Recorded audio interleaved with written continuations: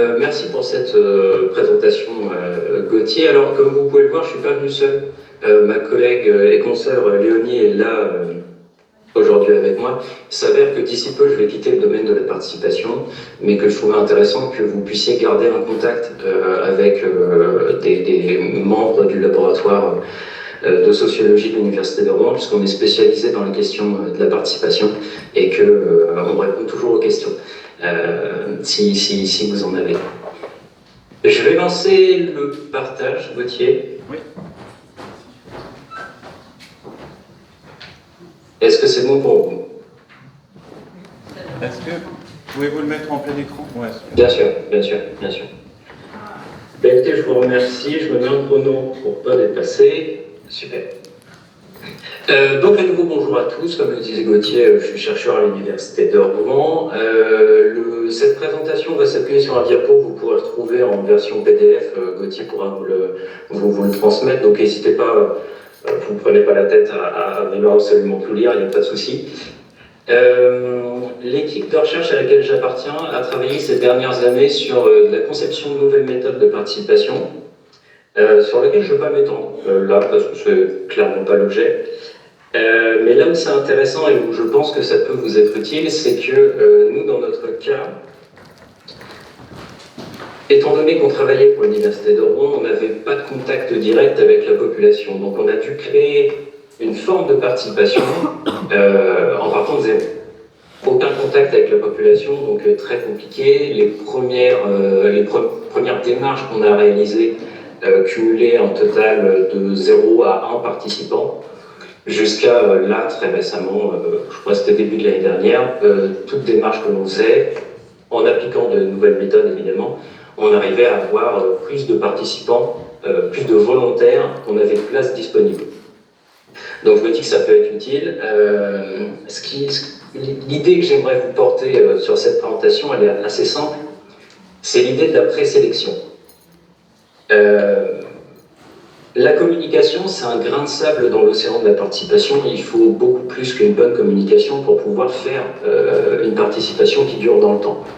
Cela étant, si dès le départ, dès le moment où vous décidez de contacter les potentiels publics, le message est mauvais, on le dire comme ça peut poser très rapidement problème. Et donc l'idée de la présélection, je vous ai pris 4 exemples tout bêtes d'erreurs qu'on a fait au début et d'erreurs qu'on retrouve quasiment systématiquement dans les communications de manière générale. Et je vais vous montrer les effets qu'on peut observer, puis après des astuces et évidemment un exemple qu'on a utilisé et qui nous a donné des résultats intéressants. On commence avec un exemple tout bête. Tous les termes qui vont se référer à la démocratie, à cette idée que parce que vous participez, vous contribuez à la démocratie. Participation citoyenne, citoyen usagé, démocratie participative, etc. Ça, on l'utilise tous. Ça va être extrêmement attractif sur une population qui est politiquement engagée. Les votants, les personnes qui sont membres d'une famille politique, d'association, de collectif, etc. Le cœur du message, c'est cette sémantique-là qu'on utilise de participation citoyenne, etc. Ça va leur parler, ça va les attirer, mais en revanche, ça va être très répulsif sur la majeure partie de la population qui n'est pas investie politiquement. Or, l'idée de la participation à la base, c'était de compléter la démocratie représentative en essayant de renouer avec cette population qui avait un peu déserté les urnes. Ça, c'est un premier effet qu'on peut observer. Un deuxième effet, c'est tout ce qui va avoir attrait aux acronymes, au jargon. Il n'y a pas longtemps, j'ai vu une communication où, je crois que c'était en 3 lignes, on avait 8 acronymes. Alors, c'est des acronymes qui sont, voilà, quand on appartient au domaine, on les connaît. Hein. Je vous ai mis quelques exemples ici, les EPCI, l'ADREA, l'Incodir, etc. Ça va avoir un effet très attractif sur les professionnels, qu'ils soient en activité ou retraités, ce qui arrive aussi, et particulièrement impulsif sur tous les autres, puisqu'ils le comprennent assez rapidement en voyant beaucoup d'acronymes ou de termes jargonneux qu'ils ne connaissent pas, ils comprennent assez rapidement qu'en fait, on ne s'adresse pas à eux. Donc, à nouveau, on a un effet de désertion. Un autre exemple tout bête, c'est la mise en avant du projet par son objet technique. Alors moi j'ai beaucoup travaillé dans l'énergie et la mobilité, je sais pas, on fait un projet sur l'hydrogène, on va vous parler de flotte de véhicules hydrogène alimentés par des piles à combustible, avitaillés par des stations d'une valeur avec une pression de 700 bars, etc. etc. Ça va avoir un effet, évidemment sur les professionnels, mais aussi un effet très attractif sur les hommes et particulièrement impulsif sur les femmes. Alors, rien de surprenant en un sens, puisque nos collègues en sciences de l'éducation savent de longue date identifier ce phénomène. Si vous regardez dans les études supérieures, on sait que les disciplines dites dures, la chimie, l'ingénierie, sont surinvesties par des hommes, tandis que les disciplines dites molles, la sociologie à laquelle nous appartenons, l'économie, la géographie, sont davantage surinvesties par des femmes. Donc on est, comme pour les références à la citoyenneté, dans une reproduction des formes d'inégalité, d'écart entre des populations. Et enfin, un dernier exemple qui est systématique, quasiment systématique, c'est les descriptifs de communication qui sont beaucoup trop longs, qui sont répulsifs de manière générale, mais qui le sont d'autant plus sur les individus qui sont faiblement diplômés. Et donc là où cet exemple il est assez amusant, c'est que si vous faites la somme de tout ce qui se trouve dans la colonne de droite, donc les attractions et impulsions, vous vous retrouvez avec un profil qui, je pense, vous connaissez bien, le profil d'un homme qui va être âgé bien souvent de plus de 45 ans, et qui va être attiré par des raisons soit professionnelles, soit politiques, et qui s'avère assez diplômé, souvent bac plus 2 minimum, sinon plus. C'est le fameux tous les mêmes, et correspond beaucoup au fameux tous les mêmes. Donc, d'où l'intérêt de cette histoire de communication, c'est que très vite, on voit que, même avant de connaître le contenu, même avant de connaître la finalité de la démarche, on a déjà cette présélection qui se met en place. Pour changer ça, nous, dans notre contexte, on avait besoin d'avoir des publics les plus diversifiés possibles, que ce soit en termes de catégories socio-professionnelles, de genre, d'âge, etc., etc. Donc on a mis en place des astuces. Je vais vous en présenter 3 très rapidement. C'est peu, mais c'est très efficace et je vous montrerai, pour terminer, dans une dernière diapositive, ce que ça donne concrètement. La première des astuces qui me semble,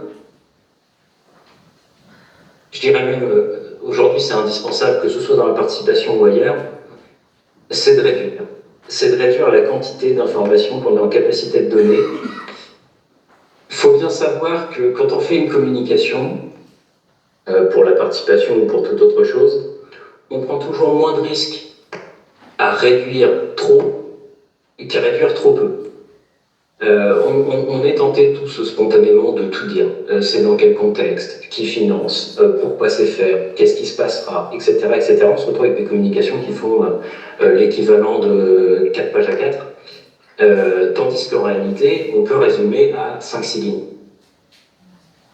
La question qui se pose, c'est vraiment, est-ce que nos potentiels participants ont besoin d'avoir cette information? Ça, c'est quelque chose de très efficace. Je pense qu'il est encore plus puissant. Nous, l'astuce qui a été le plus utile, le plus puissant, parmi tous ceux qu'on a développés, c'est ce second exemple, de privilégier l'expérience que vous proposez aux participants plutôt que la thématique. Je reprends mon exemple, des véhicules hydrogène avec des piles à combustible, stations d'avitaillement, etc., etc., etc. Si on part sur la thématique, on aura des professionnels, on aura, suivant le sujet, plus d'hommes, plus de femmes, etc. Mais le jeu est joué d'avance. En revanche, si on met en avant l'expérience qui va être proposée, Là, on arrive à avoir un résultat différent. C'est cette astuce qui nous a permis de passer à des séances où on avait personne, on va pas se mentir, personne ou quasiment personne, à quasiment seul coup, à chaque fois. L'expérience vécue, c'est de se dire, si un potentiel participant vient, qu'est-ce qu'on va lui proposer? Nous, par exemple, dans notre cas de figure, sur la méthode qu'on a développée, on s'intéresse au fait de... Enfin, notre objectif, c'est de faire parler les gens entre eux pendant quasiment 2 heures. 2 heures non-stop de discussion, on envoie juste quelques questions, quelques sons pour les relancer, pour que la discussion perdure pendant 2 heures. Mais finalement, ça se résume à ça. Donc on a mis en avant un format de table ronde, parce que ça peut ressembler, on sait que ça parle pour tout à chacun. Format table ronde, on a une vague idée au moins de ce que c'est. Et on s'est rendu compte, très rapidement, qu'en utilisant l'ancienne méthode, donc mettre en avant la thématique, on avait quasiment 100% de professionnels et investissaient la démarche. En mettant en avant, en revanche, l'expérience, 80% de nos participants viennent avant tout pour cette expérience. Donc, dans notre cas, le format table ronde, mais il y en a beaucoup d'autres qui peuvent être mis en valeur.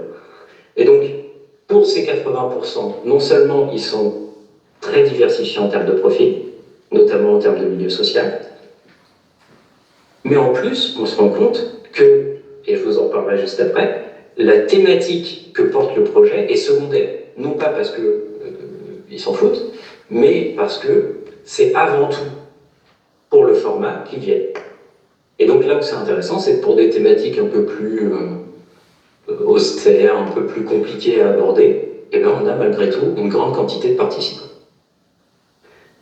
Dernière astuce, qui peut-être va faire grincer des dents, malheureusement étant loin, je ne pourrais pas l'entendre, mais une astuce amusante, c'est d'envisager la démarche que vous portez comme concurrente de l'offre de divertissement disponible. Il est évident que toutes et tous, quand nous faisons de la participation, notre objectif, c'est pas de divertir les foules ou de nous amuser nous-mêmes. Même si travailler sérieusement n'empêche pas de s'amuser.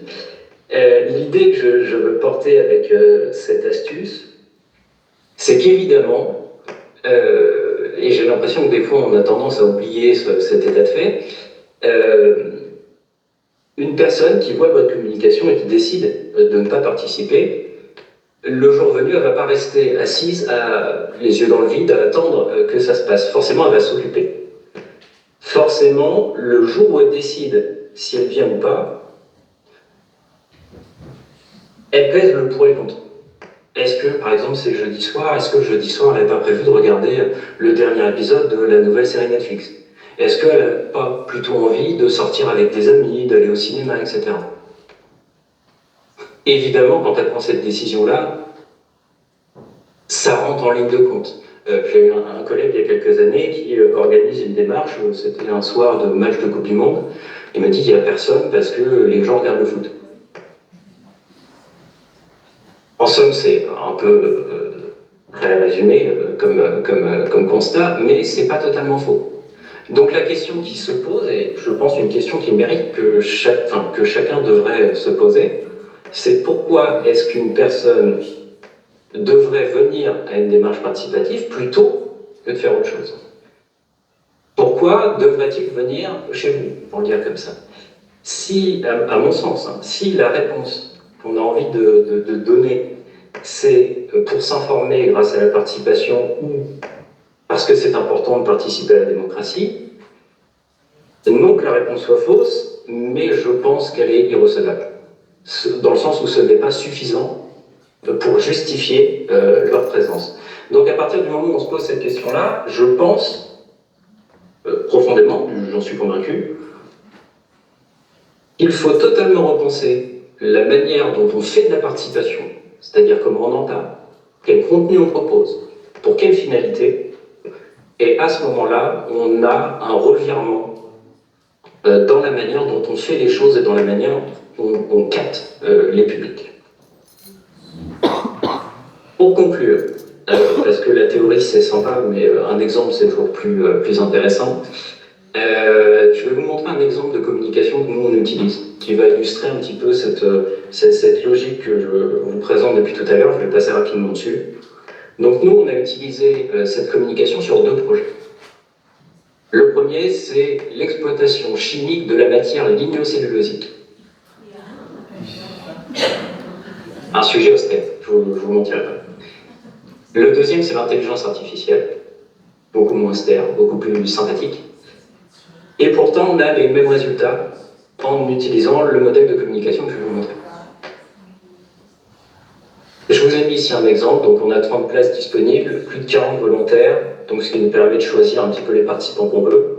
Et au final, sur les 30 inscrits, on a 27 qui sont là. Ce qui est colossal. Nous, sur le territoire sénomarin, on est plutôt à 12-15 en moyenne qui sont vraiment présents, si tout va bien. L'exemple, il est tout bête. Encore une fois, vous pourrez récupérer le diapo, donc il n'y a pas de souci. On a appliqué littéralement ce que je vous disais précédemment, c'est-à-dire, hop, on commence par l'expérience vécue, en très gros, c'est une table ronde. Un titre, qui est une question pour piquer la curiosité, on comprend de quoi on va parler, mais sans plus. Une description qui n'en est pas une, parce que finalement c'est une suite de questions qui, à nouveau, ont vocation à piquer la curiosité. On pourrait même le réduire encore, c'est un choix qu'on a fait. Et enfin, on enchaîne sur des informations contractuelles. Ça se passe quand? Ce sera où? Comment on vient? Et donc on a réduit au maximum, et en réduisant au maximum, on arrive à avoir ce résultat.